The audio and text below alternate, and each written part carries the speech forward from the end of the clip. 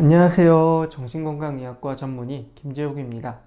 오늘은 집중력과 도파민 조절제에 대해서 이야기를 해볼까 합니다.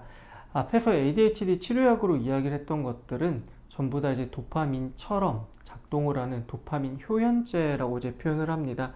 공식적인 명칭은 사이코 스티뮬런트, 정신 자극제라고 불리는 약들이고요. 콜커타, 메디키네, 페니드 같은 약들이 여기에 해당이 됩니다. 그런데 실제로 이제 처방받으시는 약들을 보면은 도파민 조절제들이 이제 끼어 있을 거예요. 아리피프라졸 성분의 약이고 아리피프라졸이라는 성분과 비슷한 약의 제품명을 가지고 있는 이제 그런 약들이죠. 구체적으로 제품명을 밝히는 것은 조금 그래서 뭐 아리로 뭐 시작하는 뭐 아의로 시작하는 뭐 그런 약들을 저희가 도파민 조절제라고 불러요. 이 도파민 조절제라는 용어는 사실 도파민을 억제하는 약들, 도파민 안타고니스트라고 저희가 표현을 하거든요. 항정신병 약물이 원래는 도파민 안타고니스트입니다. 도파민을 억제하는 거예요. 그 예전 개념으로는 ADHD와 이제 조현병이 도파민 기준으로는 정반대의 개념이었습니다. 예를 들어 조현병 같은 경우에는 도파민이 굉장히 이제 많은 상태라고 생각을 하시면 돼요. 그래서 도파민이 너무 많다 보니까 내 도파민이 엄한 자극에 이제 붙어버려서 그게 우선순위가 생기는 거죠. 예를 들어 창밖을 지나가는 차 소리가 있는데 도파민이 그냥 보통의 상태에서는 거기 도파민이 붙지 않아요. 그런데 도파민이 뭐 만 개 있는 상황에서는 차 소리에도 도파민이 붙게 되고 그러면 차 소리에 내가 어떤 의미를 부여하게 됩니다. 저 차 소리가 사실 외계인이 나에게 보내는 신호야 라고 하게 된다면 이게 환청이 되는 거죠. 그래서 이런 도파민 과잉 상태를 조절하기 위해서 안티사이코틱스 항정신병 약제는 도파민 억제제로 기능을 많이 했습니다. 그런데 이 도파민 억제제가 사실 다른 부작용들이 워낙 많았어요. 특히 인지 기능을 떨어뜨리는 부작용들이 워낙 심했기 때문에 이전에 이제 조현병 환자분들이 약을 거부하는 이유 중 하나가 그거였거든요. 약 먹으면 멍해진다고. 그래서 그 이후에 개발된 약제들은 도파민을 억제하면서 이제 다른 수용체를 같이 조절을 해줘서 멍한 부작용을 줄여주고 몸이 뻣뻣해지는 부작용을 줄여주는 방식으로 개발이 됐습니다. 그렇게 이제 항정신병약제가 개발이 되다가 가장 최근에는 이 도파민 조절제가 나오게 됐어요. 최근이라고 해봤자 그래도 10년 훨씬 전에 나온 약이기는 한데요. 정신과 쪽의 신약이 워낙 좀 덜 나오긴 합니다. 그래서 이 도파민 조절제가 나오고 나면서부터는 사실 치료 영상이 제법 달라졌습니다. 이 도파민 조절제는 도파민이 많은 곳에서는 도파민 억제로 작용을 하고 도파민이 적은 곳에서는 도파민처럼 작동을 해서 예를 들어 이제 환청이 들리는 뇌 부분에 가서는 도파민 억제제로 작용을 하고 전두엽같이 인지 기능을 담당하는 곳에서는 도파민처럼 행동을 해주는 그런 신기한 약이었어요. 자, 그래서 오늘은 이 집중력과 도파민 조절제에 대해서 얘기를 해보도록 하겠습니다. 이 얘기를 하기 전에 아까 이제 전 강의 마지막 부분이죠. 감정에 대한 얘기를 했어요. 집중력과 감정에 영향을 주고 감정의 문제는 ADHD야, 콘서타, 메디킨의 페니드로도 회복시킬 수 없다. 이렇게 설명을 해드렸죠.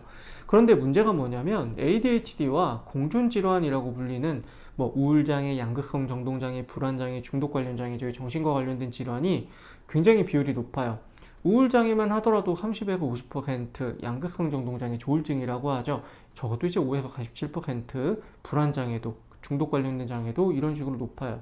자, 퍼센테이지를 보시면 아시겠지만 각각 다른 질환인데, 그러면 거의 한 개 정도는 다 가지고 있다고 보시면 됩니다. 집중력 문제로 그것 때문에 우울해지시는 경우도 있지만, 애초에 우울증이 이제 같이 계시는 경우나 또는 조울증이 있는 경우도 있거든요. 그렇기 때문에 앞선 강의에서 이런 문제를 애초에 조절하지 않으면 집중력 문제에 대해서 개입을 할 수 없다라고 설명을 했는데 실제로는 집중력 문제와 이 공존질환을 같이 조절해야 되는 상황이 굉장히 많습니다. 이것은 그 연구 결과를 하나를 이제 제가 보여드리려고 하는데 이게 왜 공존질환이 일상생활에 어떻게 영향을 주냐면요. 이 빨간색 줄이 그 ADHD 환자의 데이터라고 생각을 하시면 됩니다.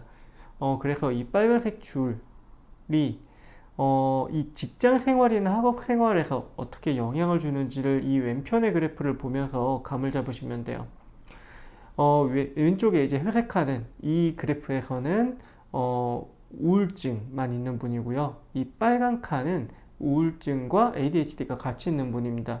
그래서 결근 비율이 2배가 되고 출근을 하더라도 제대로 업무를 못하는 경우가 2배가 차이가 나대요. 우울증 같은 경우에도 이 아래 아예 우울증이 없고 건강한 그룹과 비교를 해보면 거의 한 8배 정도, 이것도 이제 2배 정도 차이가 나거든요. 그런데 ADHD가 더해지는 것만으로도 훨씬 더 큰 생산성에 문제를 가지게 됩니다.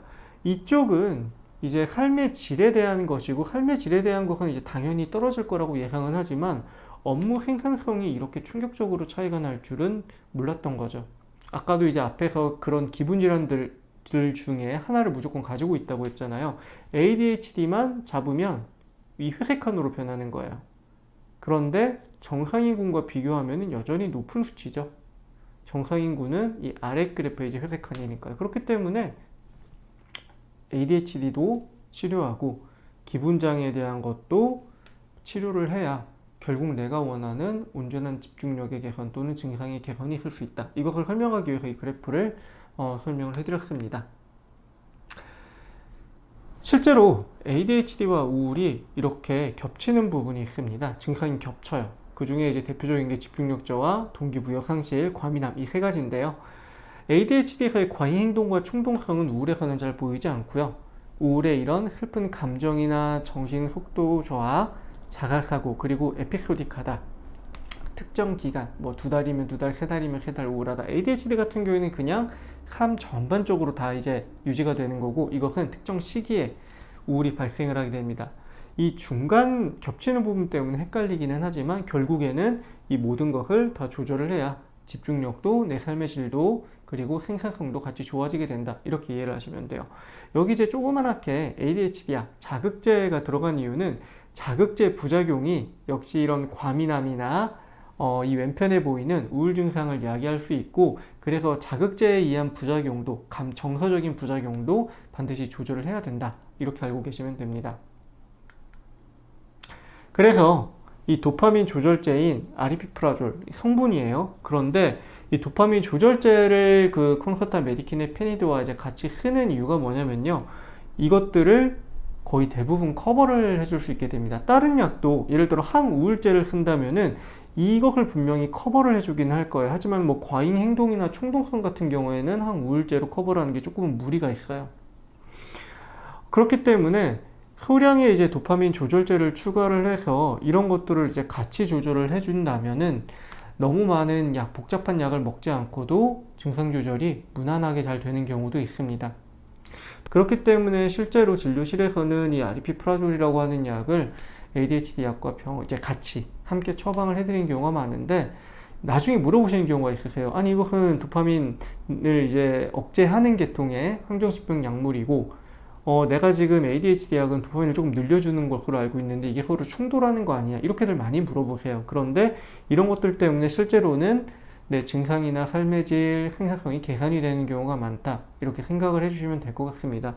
참고로 이 약은 ADHD 자극제를 사용하지 않고도 인지능력을 개선시켜 준다고 알려져 있는 약입니다. 그래서 이 약만으로도 이제 인지기능이 집중력 일부분 개선이 될 수도 있지만 아무래도 자극제에 비해서는 효과가 약해요. 오늘은 이제 ADHD 그리고 도파민 조절제 이 2가지가 어떻게 서로 영향이 주고받는지, 그리고 어떤 식으로 우리가 사용을 하는지, 내가 이 약을 왜 먹고 있는지에 대해 간단히 설명해 드렸습니다. 그러면 오늘도 복잡한 얘기 들으신다 고생 많으셨고요. 여기까지 하는 걸로 하겠습니다. 감사합니다.